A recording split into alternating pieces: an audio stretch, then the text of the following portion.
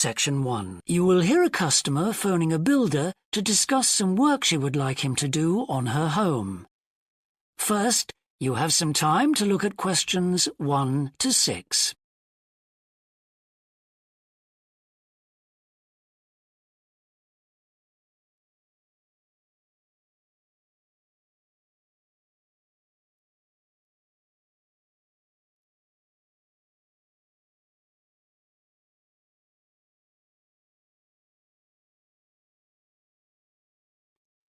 Now we shall begin. You should answer the questions as you listen, because you will not hear the recording a second time. Listen carefully and answer questions 1 to 6. Thorndike's? Good morning. Is that Mr. Thorndyke? Speaking. How can I help? I've got quite a few things which need painting and fixing in the flat, and I wonder whether you'd be able to do the work. I'm sure I'd be able to help, but let me take down a few details. Yes, of course. Well, firstly, how did you hear about us? It was my friend May Hampton. You did some excellent work for her a couple of years ago. Do you remember? Oh, yes. That was in West Park Flats. Lovely lady. Yes, she is. And what's your name, please? It's Edith Pargeter. Edith. Can you spell your surname, please? It's P-A-R-G-E-T-T-E-R. Double T, right. And do you live in West Park Flats as well? No, actually, it's East Park, flat 4. Oh, right. That's over the road, I seem to remember. Quite difficult to get to. Yes, it's at the back of the library. Right, I know. And what's your phone number? 875-934, but I'm out a great deal in the afternoons and evenings. So would the best time to ring you be in the morning? Yes. Fine, I've made a note of that. Can I just ask, I'll be in a van, and I know parking's rather difficult round your flats. Where would you recommend? Well, I always tell people in larger vehicles to park by the post box on the other side of the road from the entrance. Good, thanks. And will you be able to give me a full itemised quote? Oh, yes, I'll list all the jobs separately with individual prices. That'd be a great help. No problem. Before you hear the rest of the conversation, you have some time to look at questions 7 to 10.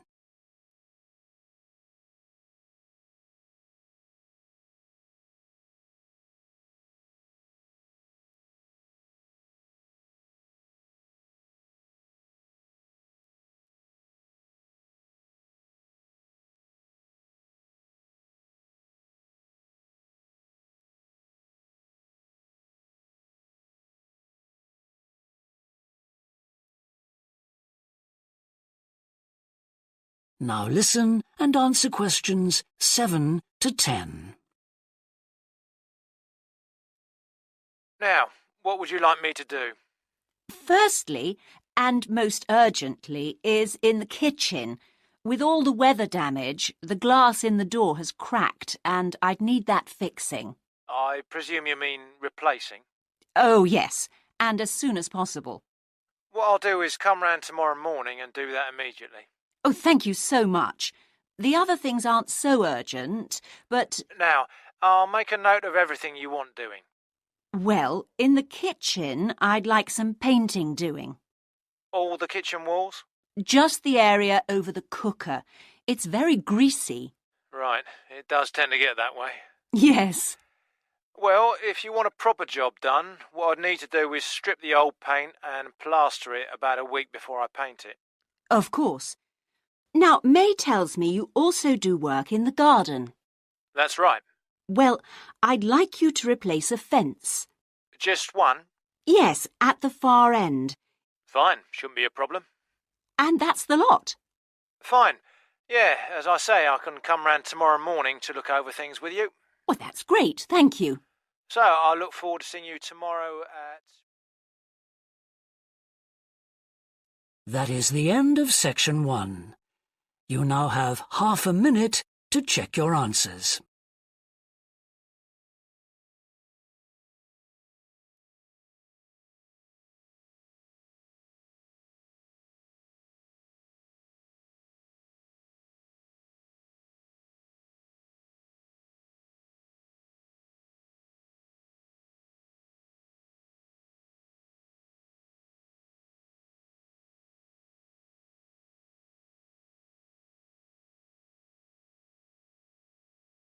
Now turn to Section 2. You will hear a recorded talk giving an introduction to the historical theme park of Mannum Riverport in England. First, you have some time to look at questions 11 to 15.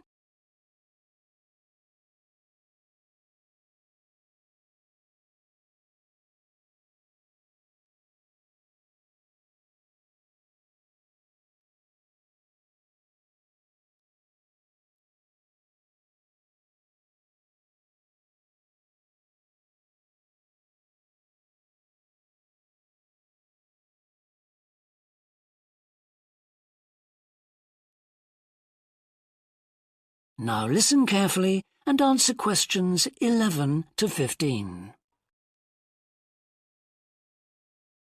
Welcome to Mannum Port, where 1,000 years of history are brought to life. All the family can enjoy a day out at Mannum, visit our copper mine, see models of the machinery it used, have your photo taken in 19th century costume, experience at first hand how people lived at different stages throughout history, and especially how children studied, worked and played. The port of Mannum is located in beautiful and peaceful countryside, on a bend in the great River Avon, and developed here because it's the highest navigable point of the Avon. Boats can go no higher up this river, and proved a handy place to load and unload cargo to and from the sea, which is over 23 miles away.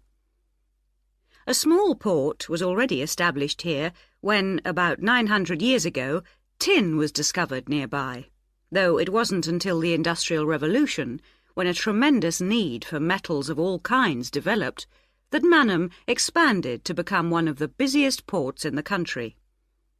And because it was already so busy, prospectors began to look for other minerals, and by the end of the 19th century, lead, copper, manganese and arsenic were added to the cargoes leaving Mannum. In the early days, the ores had been smelted or processed in the same area they were mined. But as demand grew, the smelting process required huge factory furnaces or fires to melt the metal from the rock, and there was not enough coal in the local area, so the rocks containing minerals had to be shipped long distances. Sadly, in the 20th century, the great port of Mannum declined, and thousands of workers were forced to emigrate out of the area. The building at the port fell into disrepair, and the place became almost forgotten. But then the Mannum Trust was formed to conserve the historical resources of the area. It organised scores of local volunteers to remove undergrowth to find the original outlines of the installations. It then brought in paid professionals to match installations with maps of the original port complex and to set about reconstructing it. Today, you can see the results of this ambitious programme of restoration. The intention, and we believe this will be realised before the end of the year, is to return Mannum Port to the condition it reached at its peak as the greatest copper port in the country. Before you hear the rest of the talk, you have some time to look at questions 16 to 20.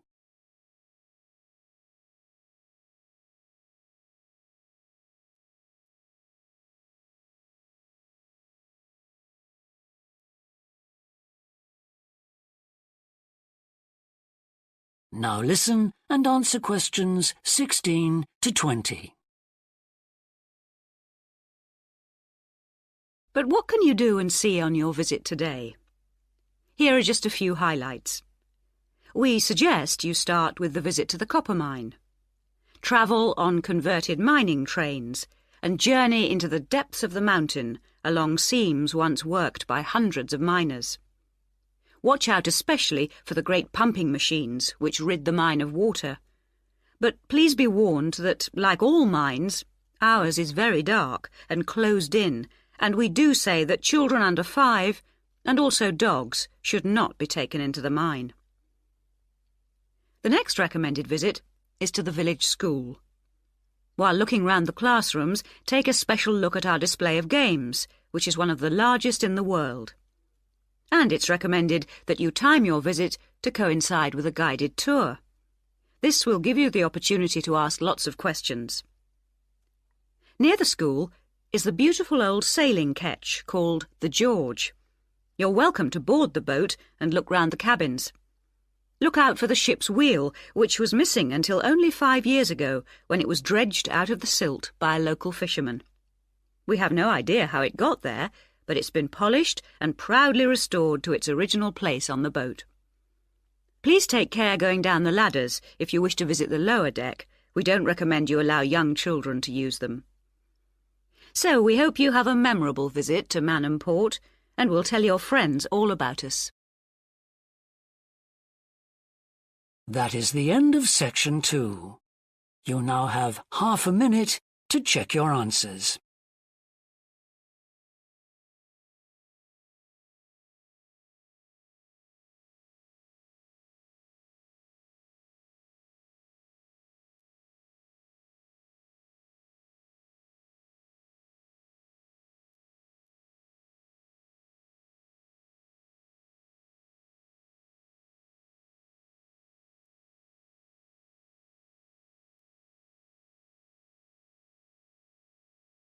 Now turn to section 3. You will hear 2 psychology students called Tim and Laura talking about Laura's work placement. First, you have some time to look at questions 21 to 24.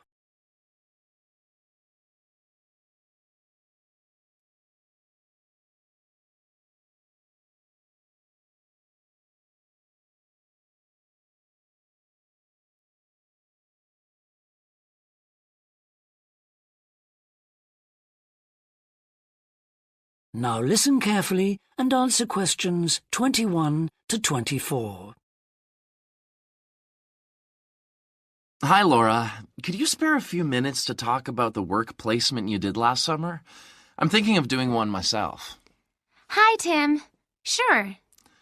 Didn't you do yours at an environmental services company? That's right. It's only a very small company, and they needed someone to produce a company brochure. And I wanted to get some business experience, because I'm interested in a career in occupational psychology in a business environment. It was good, because I had overall responsibility for the project.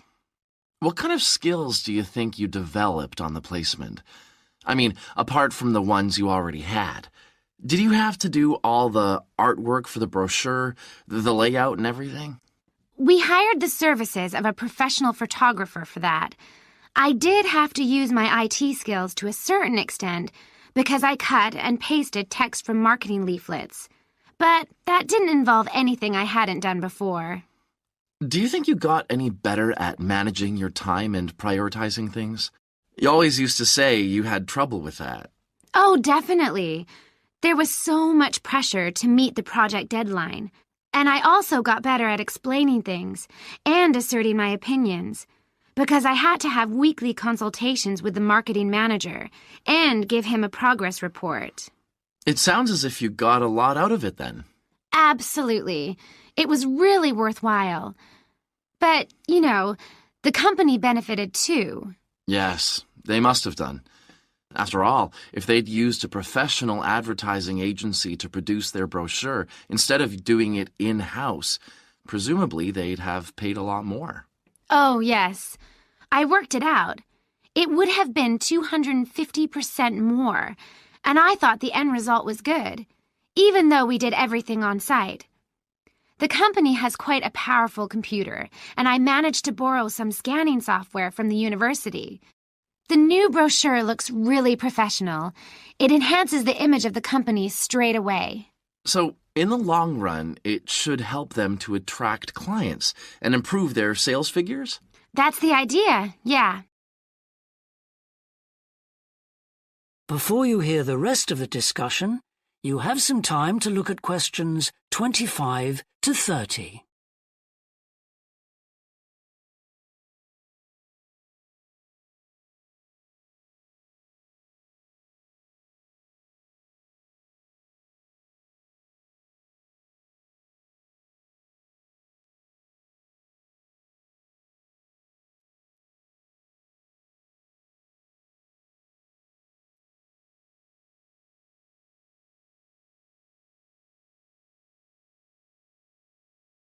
Now listen and answer questions 25 to 30. Well, all in all, it sounds very positive. I think I'll go ahead and apply for a placement myself. How do I go about it? It's easy enough to do, because there's a government agency called STEP, S-T-E-P, that organizes placements for students. You should start by getting their booklet with all the details. I expect you can download one from their website. Actually, they've got copies in the psychology department. I've seen them there. I'll just go to the office and pick one up. Right. And then, if I were you, after I'd looked at it, I'd go over all the options with someone. I suppose I should ask my tutor's advice. He knows more about me than anyone. One of the career officers would be better. They've got more knowledge about the jobs market than your personal tutor would have. Okay. And then, when you know what you want, you can register with STEP. You'll find their address in the booklet. And once you've registered, they assign you to a mentor who looks after your application. And then I suppose you just sit back and wait till you hear something? They told me at the careers office that it's best to be proactive and get updates yourself by checking the website for new placement alerts. Your mentor is supposed to keep you informed, but you can't rely on that. I don't suppose it's a good idea to get in touch with companies directly, is it? Not really. But it is the company who notifies you if they want you to go for an interview. You get a letter of invitation or an email from personnel department. And do I reply directly to them? Yes, you do. STEP only gets involved again once you've been made a job offer. Right. So once you've had an interview, you should let your mentor know what the outcome is? I mean, whether you're offered a job and whether you've decided to accept it? That's right. They'll inform the careers office once a placement has been agreed, so you don't have to do that. Is that all then? More or less. Only once you've accepted an offer, you'll probably have to supply a reference, because the placement will be conditional on that. And that's something you should ask your own tutor to provide. He knows about your academic ability and also about your qualities, like reliability. Well, thanks very much for the information. I'm starting to look forward to... That is the end of section 3. You now have half a minute to check your answers.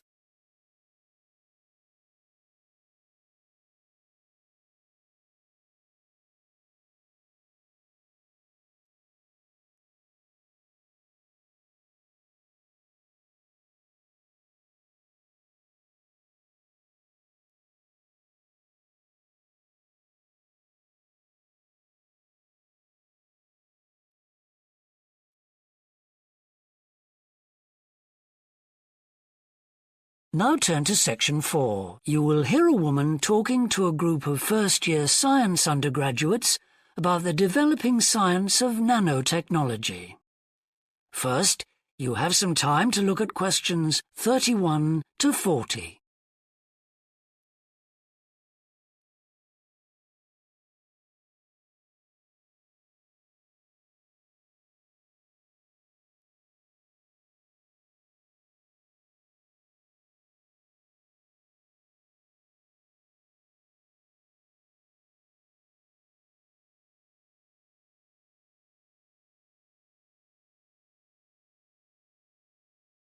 Now listen carefully and answer questions 31 to 40.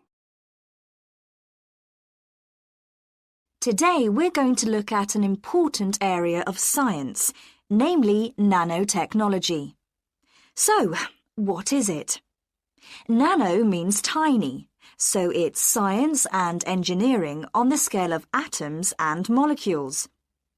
The idea is that by controlling and rearranging atoms, you can literally create anything. However, as we'll see, the science of the small has some big implications, affecting us in many ways. There's no doubt that nanotechnology promises so much for civilization.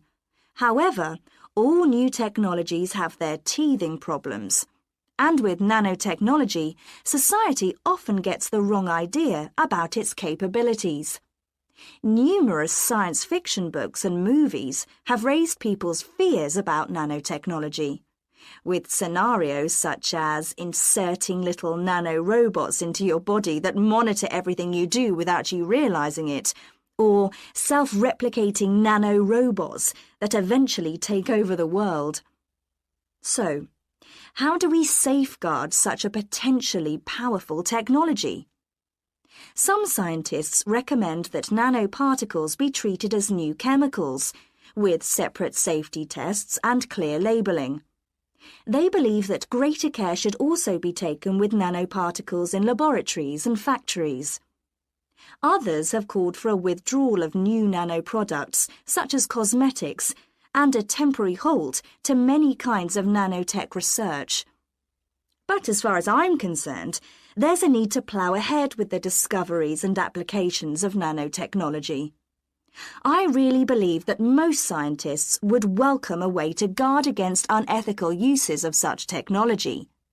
We can't go around thinking that all innovation is bad, all advancement is bad. As with the debate about any new technology, it is how you use it that's important. So, let's look at some of its possible uses.